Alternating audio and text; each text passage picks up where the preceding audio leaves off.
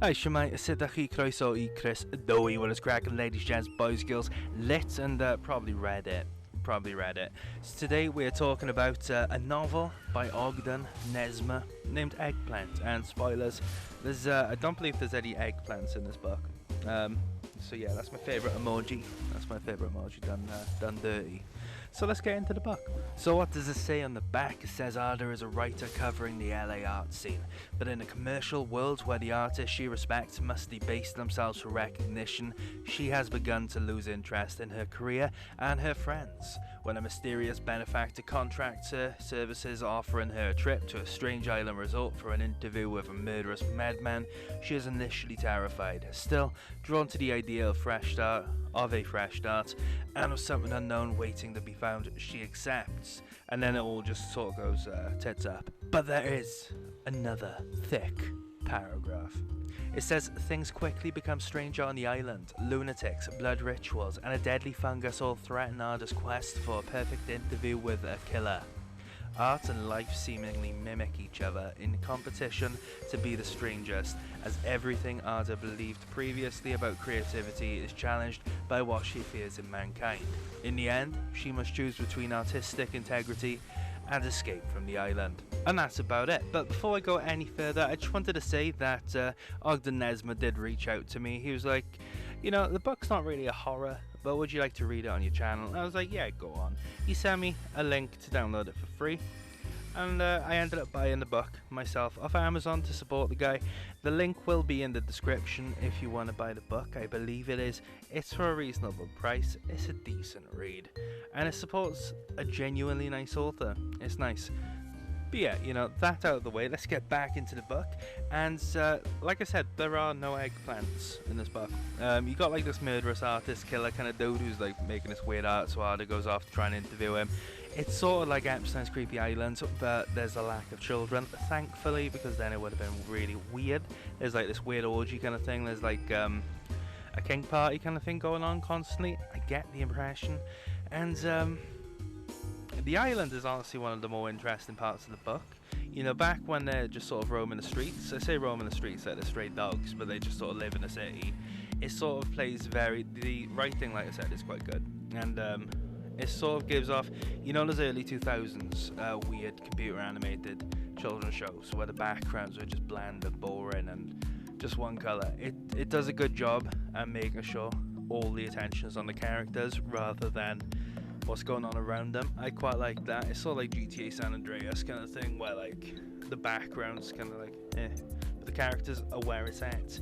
So yeah, the book does actually pick up a bit once Ada gets to the island. And once Ada gets to the island, it sort of gets good, it gets fun, it's more interesting.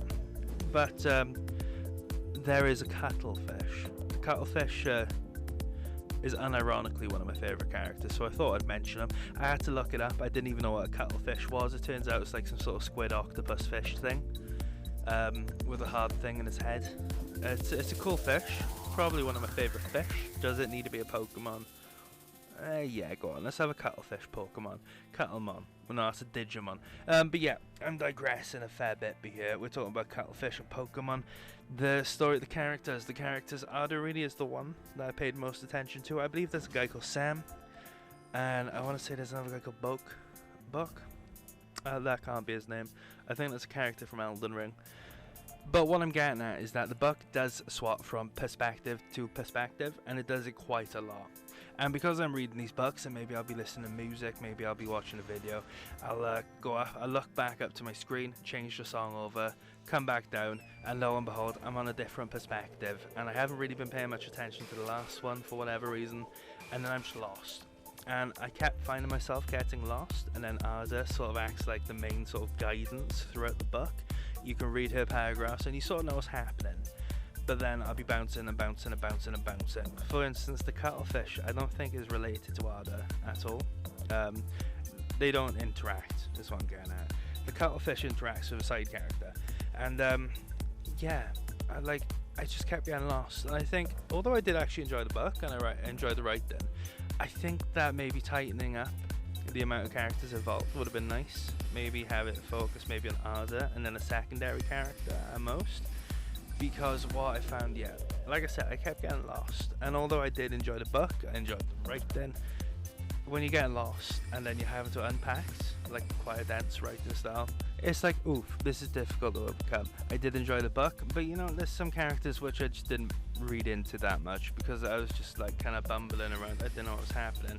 And it's not a case of me just being a pleb. It's, you know, I've read the great classics such as The Hungry Caterpillar.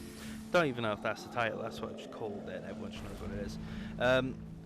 Yeah, I just found myself getting lost quite a bit. You know, it's not really bad, but if it just tightened down to maybe 2 characters, it would have been really good, in my opinion. But yeah, talking about the setting, Creepy Island, it's sort of like the Far Cry game, the last one that I played that's quite good. It was like Far Cry 3, I think. I want to say 3 or maybe 2. It was that one where you just play as sort of like a frat boy, a douche, and you get lost in an island. And there's like weird like Japanese like pillboxes from like World War II everywhere. Is that one? That probably is a really bad description. It's the one with Vars in it. But yeah, it's sort of like that. The island's really cool. I enjoyed the island. And it sort of goes from like 1 to 100, and there are a lot of maybe horror elements on this island towards the end. And I enjoyed it. It's weird reading about horror, but it's not a horror book. So then it may be a horror book. There's a part when like Ada falls into like a pile of limbs or something, a pile of gore. And in a horror book, it'll put a lot of emphasis into the gore and be like, oh, a finger poked Ada in the mouth. And when she pulled it out, it belonged to a child. Something like that, something interesting. It would have gone into depth. It was nice to watch an author who wasn't writing for horror, sort of describing a horror scenario in a way that wasn't horrific. It was nice. It was refreshing. This book is honestly like a breath of fresh air as somebody who only really reads horror. I say I only read horror. These days, I'm reading fantasy as well for the channel.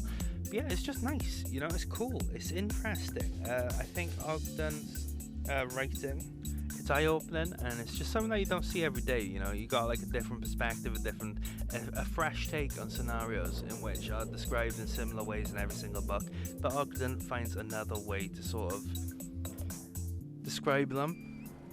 You know, they think outside of the box, it feels like, and it's nice, and the writing's nice. You know, I see on Lit there's a lot of threads where everyone just like, it's like a circle jerk about prose. And funny story, back in lockdown, we had a little Warzone group, and I was playing Warzone with one of the girls, and she's a proper literacy nerd. She's like literally a nerd, but she's a literacy nerd as well.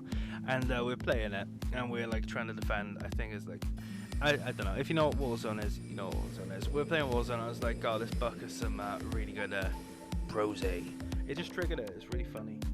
Triggered me timber, she was shocker. I thoroughly enjoyed it, learned how to say prose that day.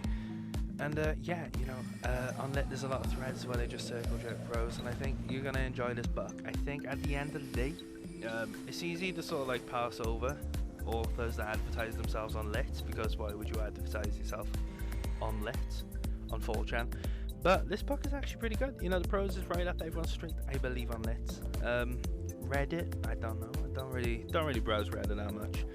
I think the last time I went on like the book Reddits was like people trying to gatekeep writing so that male authors couldn't write women or something weird like that, and I was like undoubtedly artificially bumped up to the top. But it's weird and divisive, and as a result I don't really go on the Reddits for like reading, because you get a lot of that like sort of like propaganda-y stuff, divisive stuff that's there for a reason that's not necessarily positive. But yeah, I think this book is good. And if you go on Lit, you're probably going to enjoy the book. It doesn't necessarily appeal to Lit memes. It doesn't necessarily appeal to 4chan memes. Very similar to how Gardner does appeal to Lit. He does throw references into themes that you get on 4chan, whether it be X, the paranormal board, or Lit. And then you got Shit Kickers, where there are some references to 4chan's culture, i.e. that homeless man shouting "Re" at the start. This book doesn't really do it. It's a nice separation from 4chan. You're going to read this, you can look normal. If you read this on the bus, people aren't going to say, oh, it's that 4chan book. People are going to go, oh, is there eggplants in that book? And unfortunately, no. Although I do believe the cover does use the colours from the eggplant emoji. There's a nice little purple and green. Finally got that. That's quite nice. It's quite abstract. Maybe the book is abstract. Maybe that's the whole point. Arda's looking at art, abstract art, and this book is a piece of abstract art. Maybe Nesmer is actually this super genius who shouldn't be slept on, and that's what I'm gonna leave it at. But I recommend the book, yeah. The writing's alright. The writing's pretty good. The characters, I only really pay attention to Ada. I like the cuttlefish. All in all, it's a good book, and I recommend it. There is going to be a link in the description to take you to the author's Amazon thing where you can purchase the book. Am I getting anything from this? No. I just like the author, and they seem like a really nice person. So yeah, that's it, guys. The book's good. I'd recommend it, and hopefully, no, I'm not going to lead you guys on. I got 2 weeks off from work. Nothing wrong. I needed to take time off because I had so much time off to take. So I got 2 weeks off from work. I might try and upload a lot more next week. I might be in the keyword because, like I said, it's my time off, and I might just go to the gym, play a bit of Dead by Daylight. So yeah, hopefully next week there's going to be a lot more content. Maybe a bit of Gardener. Who knows? We're going to see that. If not, well, I'm going to see you when I see you. So without further ado, guys, take care. Hope you have a lovely day, a lovely life. If you're from Lit, hopefully you have all the dubs you might need. Maybe even a trips or a quad. So without further ado, guys, take care. Ta-ra.